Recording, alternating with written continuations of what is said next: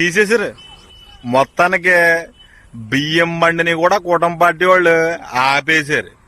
ఈ కూటమి పార్టీ వాళ్ళు అధికారంలోకి రాకముందండి జగన్మోహన్ రెడ్డి గారు ఆయన ఏ పథకాలు ఇస్తున్నారో అతని కన్నా ఎక్కువ డబ్బులు ఇచ్చేస్తాము, ఆయన పెట్టిన పథకాలు మేము తీయము, అవి కొనసాగిస్తాము, మనవి కూడా కొనసాగించేస్తామని చెప్పారు ఎన్నికల ముందప్పుడు.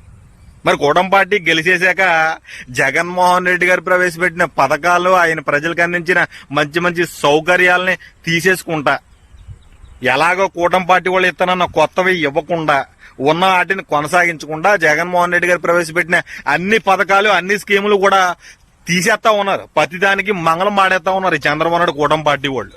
ఈ కూటమి పార్టీ వాళ్ళు అధికారంలోకి వచ్చి ఇప్పటి వరకు కూడా సిబిఎస్ఈ సిలబస్ ని రద్దు చేసి, ఫ్యామిలీ డాక్టర్ని మానిపించేసి, వాలంటరీ కడుపు కొట్టేసి, వాలంటరీకి మా జగన్మోహన్ రెడ్డి గారు 5,000 రూపాయలు వేతనం ఇస్తా ఉంటే 5,000 కాదు మేము 10,000 ఇస్తామని చెప్పి ఊరు తిరిగి టప్పేసి ఈ కూటమి పార్టీ వాళ్ళు అధికారంలోకి వచ్చిన మొట్టమొదటిగా చేసిన పని వాలంటీర్లను తీసేయటం.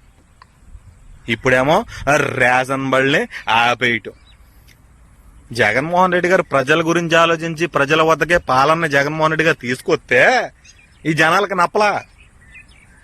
ఈ చంద్రబాబు నాయుడు గారు ఏదో ఇచ్చేస్తారు, ఏదో చేసేస్తారు అనగానే సౌలు లేచిపోయి ఓట్లేసి గెలిపించారు కదా, చూశారు కదా. వాళ్ళు ఏమీ చెయ్యకపోయినా కానీ ఉన్న వాటిని కొనసాగించేదాకా ఒక్కొక్కటిగా తీసి పారేస్తా ఉన్నారు. మీకు కూడా అదే కావాలి కదా.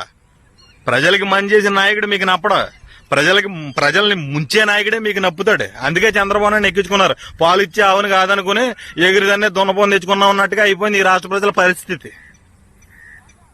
సచివాలయంలో ఉన్న సిబ్బందిని తీసేస్తారు, ఈ మొత్తం అందరినీ బీకి పారేస్తారు. రేపు పొద్దున్నన్నోడు జన్మభూమి కమిటీలు మళ్లీ మొదలవుతాయి.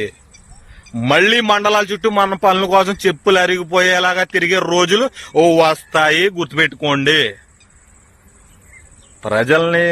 ప్రజలకి మంచి చేసిన నాయకుడిని మోహన్ చేస్తానండి, అది మనం అనిపించాల్సి వస్తుంది.